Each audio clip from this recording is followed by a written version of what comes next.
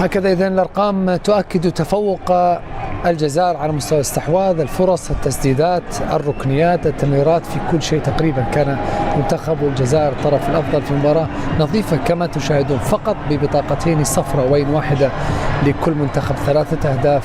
مباراة كرة قدم جميلة كانت بين المنتخبين، حظ أوفر للمنتخب الأردني على هذا الخروج من كأس العالم، أكيد برأس مرفوع، أكيد بأداء مشرف. مبروك للمنتخب الجزائري هذا الانتصار والبقاء في دائرة المنافسة ربما على المرتبة الثانية في هذه المجموعة.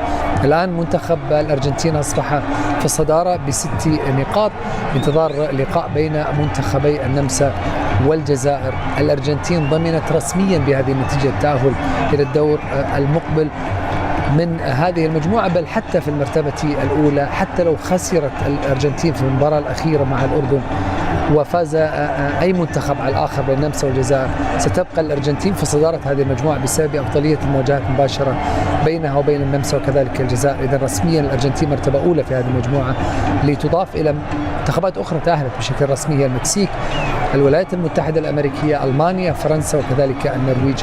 منتخب الأرجنتين الآن بات سادس المتأهلين إلى الدور المقبل، إلى جانب منتخبات أخرى ودعت رسميا هذه البطولة، أصبح معها الأردن الآن إلى جانب هايتي، تركيا وكذلك تونس.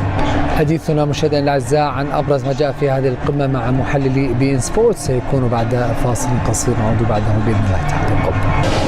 أهلا بكم مرة أخرى. قبل بداية هذه المباراة كنا قد انتقلنا إلى مراسلنا في الجزائر، وكان إسلام سليماني متحفظا على عدم وجود ناس. كان حين ذاك نعيش معكم الساعات الأخيرة من ليل الجزائر هذه اللحظات الآن في الصباح المبكر مع هذا الحضور الجماهيري في كل مكان يؤكد عشق وحب الجزائريين لكرة القدم، وبالتالي هو وهذه الجماهير أكيد سعيدة بتحقيق المنتخب الجزائري الانتصار الرابع التاريخي والذي أحيا آمال الجزائر في البقاء في كأس العالم وربما الذهاب بعيدا. مبروك فوز الجزائر. شكرا. المباراة كانت صعبة جدا، أعتقد أننا قدمنا شوط ثاني جيد جدا، كنا مدافعين أكثر، ورأينا دخول بن طالب أفاد الفريق وأعطى أريحية في اللعب، ورأينا أيضا حدوث الحاج قدم الكثير. فوز مهم جدا للثقة، علينا أن ننسى الشوط الأول صراحة وأن نأخذ ما هو إيجابي في الشوط الثاني.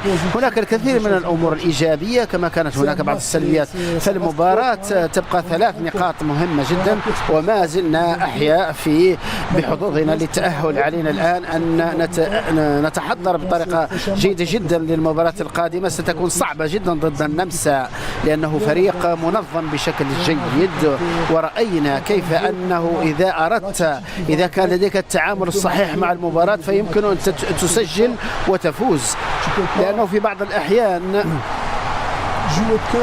لا يمكنك أن تلعب فقط على أسس تعرفها من اللعب. لا، نحن تعاملنا مع الكرات الثابتة بشكل جيد، كانت هناك 10 ركلات ركنية، وأنا سعيد جدا وأتمنى أن هذا الفوز يعطينا ثقة أكثر لهذا الفريق لأننا نستحق.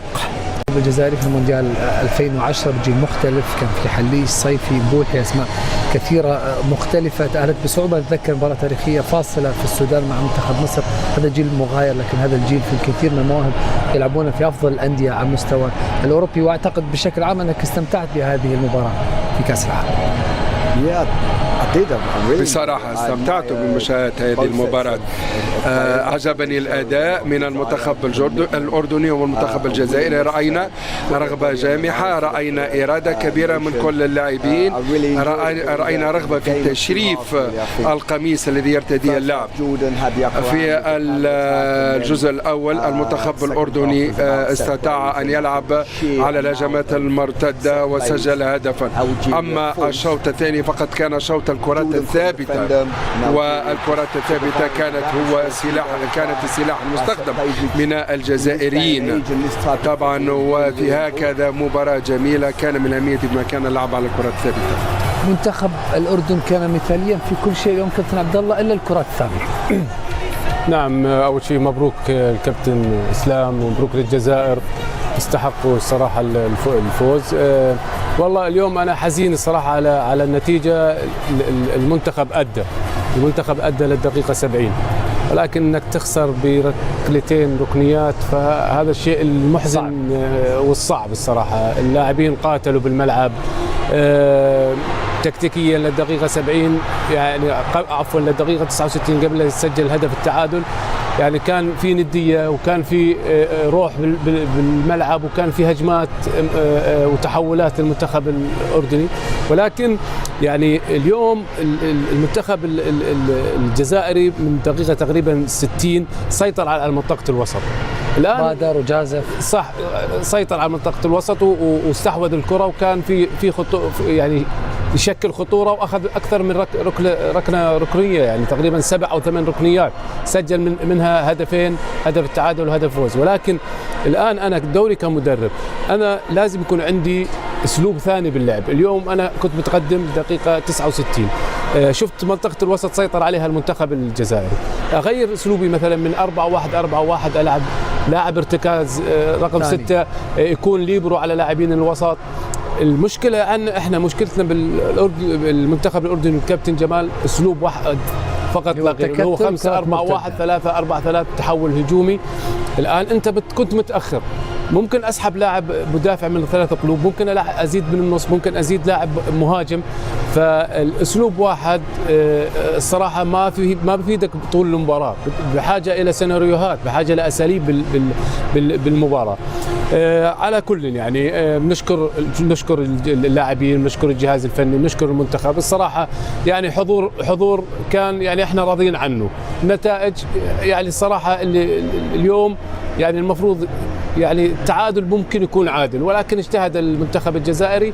يعني اليوم اول مشاركه كابتن، باول مشاركه وحضور وتسجل هدفين بكاس العالم. ولكن يعني الحزين كمان والصعب انه احنا تسجل فينا 5 أهداف، 3 أهداف منهم ركلات ركنيه.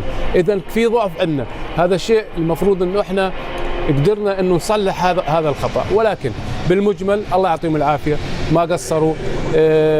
امامنا مباراه للتاريخ ايضا مع المنتخب الارجنتيني، ولكن يعني ما بنقول الا يعني هارد لك لهم والله يعطيهم العافيه. القادم افضل باذن الله تعالى. الان نذهب الى ردود الافعال في الجزائر بعد هذا الفوز مع حسين ابو صالح من الجزائر. حسين تفضل. مرحبا محمد من جديد. فرح منطقة المشجعين في منتزه الصبلات. عاشت الجماهير الجزائرية شوطين مختلفين. الشوط الأول كان على الأعصاب خصوصا بعد تسجيل المنتخب الأردني الهدف الأول، لكن ريثما عادت الفرحة وعاد الحماس من جديد في الشوط الثاني. أخذ انطباعات الآراء الجماهير الجزائرية الحاضرة هنا. أولا كيف عشتم هذه المباراة؟ سسبنس كبير، ديربي وفى بوعوده أمام المنتخب الأردني. السلام عليكم خويا، صباح الخير عليكم. يعني واش نقول خويا، مباراة تلعب الاعصاب شويه. الاستحواذ كان للمنتخب الجزائري، بصح في البرومي ميطو ما كانتش لافينيسيو، كانت لافينيسيو ناقصه شويه. ماغري رانا محتاجين ثنائيات تاع يوسف بالليلي كما تاع يوسف بالليلي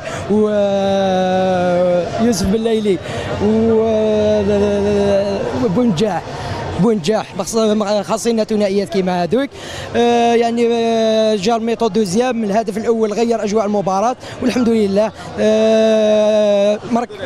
نقاط مهمه جدا مهمه جدا. ان شاء الله في المباراه الثالثه مع النمسا ان شاء الله تكون مباراه جيده ان شاء الله. ناخذ ايضا انطباع اخر حتى ناخذ اكثر من ذا. كلمه اليوم او كيف تابعت هذه المباراه؟ بسم الله الرحمن الرحيم. الحمد لله على الفوز اولا. الشكر موصول لكل اللاعبين كما ننسى الطاقم الفني، الجمهور اللي حضر وتابع المقابله رغم التوقيت المتاخر اللي جرات فيه المقابله. نتمناو ان شاء الله اللي جوار يشوفوا في الجمهور ويديروا كما يقول لك مجهود كبير في المقابله الثالثه ان شاء الله امام النمسا، وان شاء الله لما لا تاهل الى الدور الثاني.